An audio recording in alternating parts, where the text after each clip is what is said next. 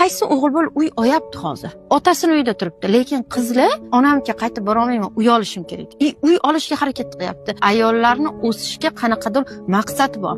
Buzilayotgan tarafimiz shunda. Nega buni jonim ochib aytibman? Oxirgi marta biz Moskvaga bordik. Ustozim professor Dmitriy Yagudin aytib beryapti-da, men sharq ayollarini yaxshi ko'raman, потому что deyapti, sharq ayollari erlariga bo'ysunadi, hamma narsani qilib beradi. Erlari borib pul topib kelsa bo'ldi deyapti.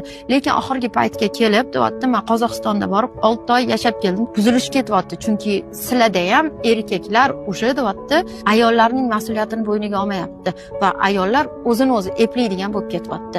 G'arb sizlarga rostdan ta'sir qila olyapti.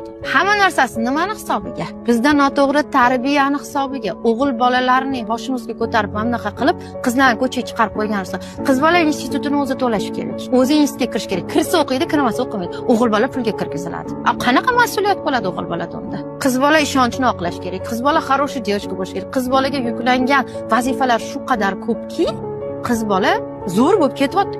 Ko'taryapti shuncha narsa. Qiz bolani anaqasi mamachcha bo'lsa, o'g'il bolalik mashqasi to'ldida, potensiali. Mashuncha bilan qila olyaptim, o'g'il bola ham qila oladi. Знаешь, unda qayerdadir zakritnosti, детский pozitsiya yopib qolib ketgan. Erkaklikka hech qanaqa qarshiligim yo'q, lekin tarbiyaga da bor.